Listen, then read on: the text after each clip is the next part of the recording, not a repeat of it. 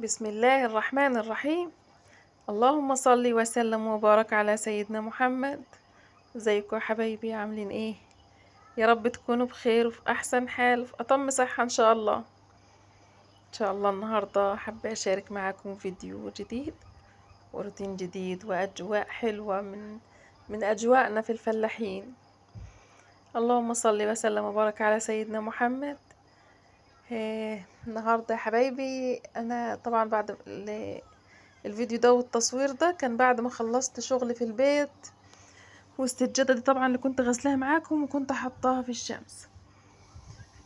اللهم صل على سيدنا محمد. نشفت وبقت كويسة خالص، دخلتها بقى عشان افرشها في الصالة.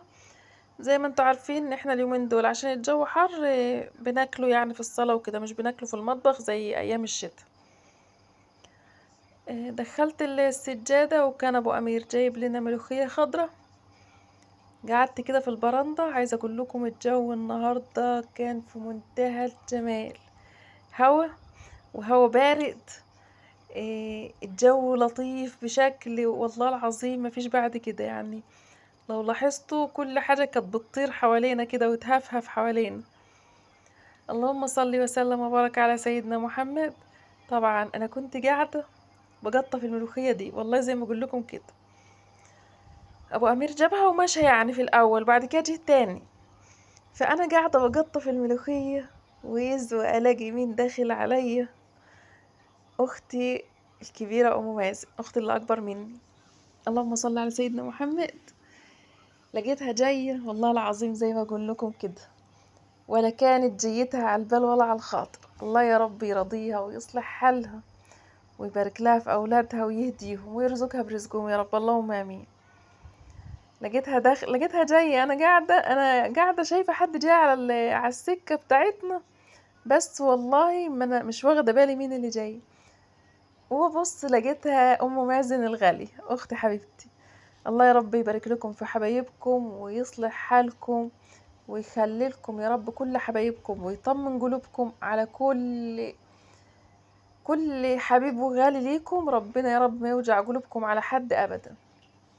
اللهم صل وسلم وبارك على سيدنا محمد. طبعا هي مصوره معانا وطالعه بالفيديو، بس ايه يعني من ظهرها، لان هي مش حابة تظهر برضو. وطبعا انا يشرفني وينورني ان هي تظهر معايا، بس طبعا برضو احتراما لرغبتها فايه كفاية عليا ان هي منوراني بصوتها في الفيديو وقاعدة ولو من ظهرها، بس اهي منوراني والله العظيم ومالية قلبي ومالية حياتي ومالية دنيتي كلها. يا رب ما يحرمكم ابدا من حبايبكم. والواد امير كمان، امير قاعد بيشاور لي يا جماعه، بيقول لي انا كمان. انت حبيبي يا امير. اللهم صل وسلم وبارك على سيدنا محمد. طبعا هنا كان ابو امير وامير بيقطعوا جوافيه من النخله اللي قدام البيت، نخله يعني شجره الجوافيه. انا بقول عليها نخله يعني، واحنا هنا بنقول عليها نخله. نخله المانجا، نخله الجوافيه، مش شرط ان هي نخله البلح يعني نقول عليها نخله. فممكن نقوله شجرة أو شجرة زي ما بنقوله. اللهم صل وسلم وبارك على سيدنا محمد. طبعا أنا سايبة لكم المقطع اللي أختي معايا فيه بالصوت الطبيعي كده، وسايبه لكم صوت المكنة. كانت المكنة بتاعت عم جمعة كمان دايرة جنبنا، وكانت قعدة لطيفة جميلة جميلة جميلة. صحيح أختي ما تأخرتش عندي كالعادة، بتيجي يعني ساعة ساعة ونص بالكتير وتمشي. بيت امي واختي ام مازن جنب بعض، وبيني وبينهم اساسا 10 دقايق كده بالتوك توك او بالموتوسيكل يعني. المسافة مش بعيدة. وكان الاول والله كنت بروح ماشية على رجلي، بس دلوقتي الصحة ما بتساعدش، ف على موتوسيكل على توك توك وبروح لهم كده في 10 دقايق اكون عندهم. لقيتها داخلة عليا والله العظيم، عايزة اقول لكم كنت في قمة الفرح والسعادة. يا بنت اقعدي عشان تتغدي معانا وهعمل غدا. قالت ابدا، مش انا هتغدى مع عيالي وفي بيتي. قعدت كده معايا شوية. طبعا انا هسيبكم للفيديو بالصوت بتاعه وارجع اكمل معاكم تاني في نهاية الفيديو. يلا اسمعوا ام مازن وشوفوا قعدتي معاها. ثواني يا بسم الله أيها. الرحمن الرحيم. اللهم صل وسلم وبارك على سيدنا محمد. ازيكم يا حبايبي، عاملين ايه؟ يا رب تكونوا بخير وفي احسن حال وفي ادم صحه ان شاء الله. معانا يا جماعه وجه جديد، ام مازن اختي.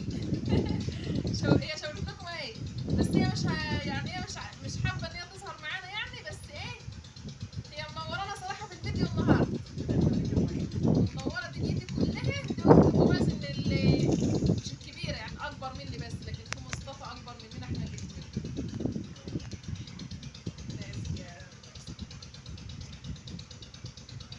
صوتها مش عارفه صوتها يبقى طالع ولا لا. احنا قاعدين كده ابو امير جاب لنا حبه ملوخيه عشان ايه هو ما بيحبش يسيبنا قاعدين في حل.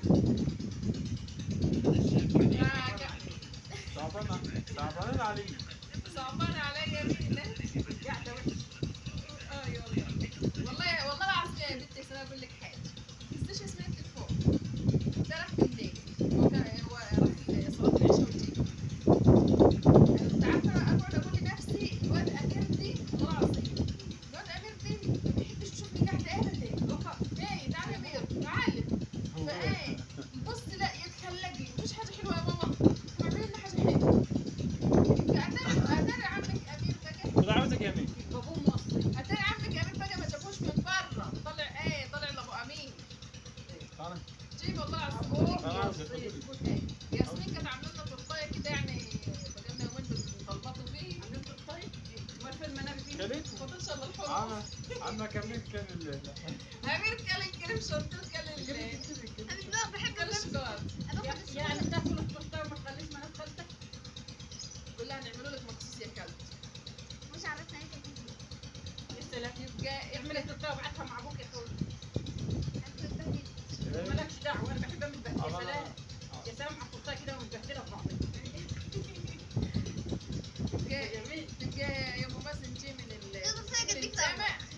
جي من الجامع. هو لقاني قاعده، انا كنت ايه قاعده معاه مكالمه على التليفون بنتكلم يعني. فجي ايه امال انت فين الملوخيه؟ كانت جايبه الملوخيه امبارح الملوخيه صغيره. ليه؟ انت سايبه الملوخيه ما قطفتهاش ليه؟ قلت له هقطفها دلوقتي هخلص التليفون واقطفها، والله زي ما بقول لك كده. ورحت والتليفون في ايدي، رحت جبت الملوخيه وحطيتها قدام مني في المنظره عشان اقطف. وقعدت لقيته ايه بص لي كده، هو ما فيش عصير والله العظيم. بعدين قلت له فين عايز يعني هعمل عصير. قال لي قوم اعمل لنا عصير ليمون. قلت له ماشي تعصبه تعبانه بقى. اقوم اعمل لك عصير ليمون والله زي ما بقول لك كده. قمت جبت الليمون وعملت عصير ليمون وايه وقعدت. فاللي هو بص ذاكرت الولد، ذاكر الولد شويه. فاللي هو بصي مش عايز ما تاخديش نفسك خالص، لازم ان ابو امير دي يكتب على لا مراته. انا مش بحبش حد يقعد يسمع. يعني لا بس هو ما قالش كده. هو ما قالش كده. طب قال ايه؟ لما قال لك عصير ليمون ساكت شرب وهو ساكت. ايوه انا حبيبي حبيبي حبيبي والله العظيم ياسمين وامير وابوه الثلاثه قسما بالله عاملين عليا مؤامره. لا بس هو ساعات يعني ساعات كده امير اللي بيدافع عني يا مواد، انما ياسمين وابوها دول على طول ضدي. حتى يعني انت عارفه بقول لها ايه ما تقوليش ياسمين بقى تضل ما ياسمين. لا استنى اقول لك اهو. بقول لها ياسمين بقول لها ياسمين كنت ناوي اعمل لكم تورتاي. بقول لهم ايه هعمل لكم تورتاي. فرد شعبان قال لي ياسمين العيد البطل مصطفى يعني قال لها هتعملي ايه تزرع بالمصطفى المندي تزرع في المندي البطاطا انا شغاله بكتب لكم موضوع عشان تعرفوا ان انا بنسى. بقول ايه بنت ياسمين التورتاي. فقال لها ياسمين ضاع. انا كنت من الكلام ده ورحت نمت كنا الظهريه ورحت نمت. فقال لها ياسمين انا مش عايز امك اللي تعملي. لا العيد الصغير لما بقول لك ايه ياسمين العيد الصغير يالا كم بقول لك ايه بالله عليك. بقول لك ايه والله العظيم ده هي اللي حكت لي. ده هو اللي قال لي اللي هو بيعمل العملي ويرجع يحكي لي. كان بيقول لك ايه ياسمين امك هتبوظني.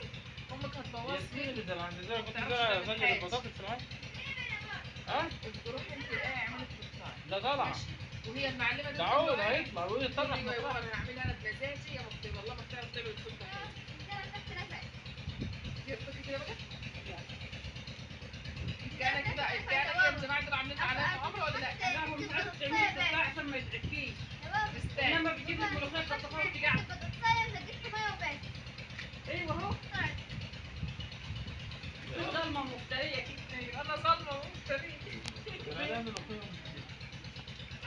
عصير ليمون بالليل ياخد يهدى اعصابه.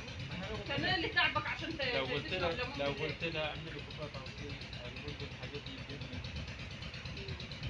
ايوه اسهل يعني. بصي تشرب ما هو كوباية. بيقول لك ده هو ناصح، هو بيقول لك عصير ليمون ليه؟ عشان هو اللي جاهز على طول، مش متجمد، هو جاهز على طول. ومش تبدأ كوباية شاي في الشمال. كم شرب شاي، كنا شاربين شاي يا حبيبتي. تطلبوا حين.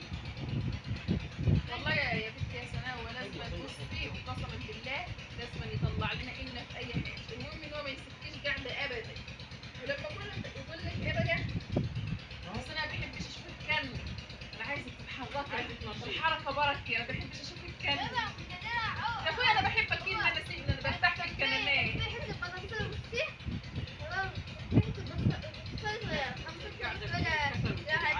ايوه ايوه شوف سلام بالله. بس انت يعني برضه يعني ايه صفر كسلها عليهم. هسيكي كده وانتوا الاتنين اضربكم في العصا دي. عايز تلبسي؟ اسمعي طب استني دقيقة، استنى ما نشتغل وربطي شوية. النسمة البريئة ده ايوه بوظوا لي الفيديو، زي ما كنت عاملة حتة فيديو جميل بتاع التورتاية دي. يا جماعة تحاوروا معايا وتتكلموا معايا في الفيديو. عمك شعبان ما بيكلمش الناس بتخش تسأل عليه من آخر الدنيا، وده مكسوف وبنته مكسوفة وعمالين يضحكوا الاتنين، بوظوا لي الفيديو. اليوم ده كنت أمير بيطلع معاك. ايوه أمير بيطلع معايا.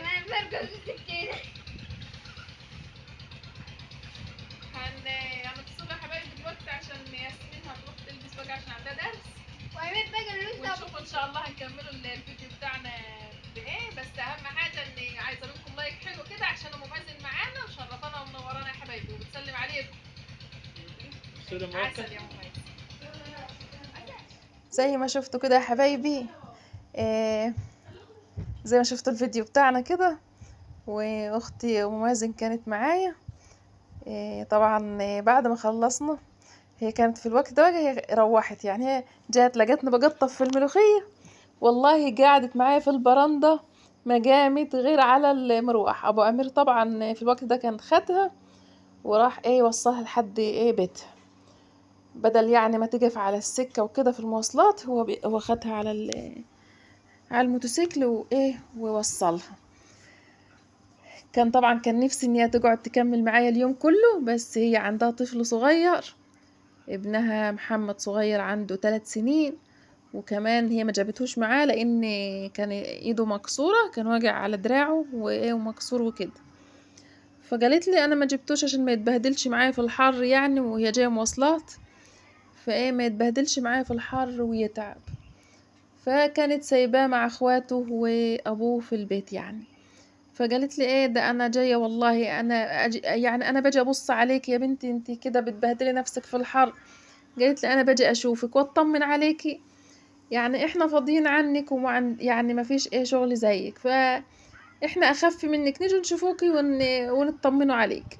ربنا يا رب يطمن قلوبكم على حبايبكم، ويطمن قلبك يا ام مازن على اعز اولادك وعلى كل حبايبك يا رب، ما يحرمك من صحتك ابدا.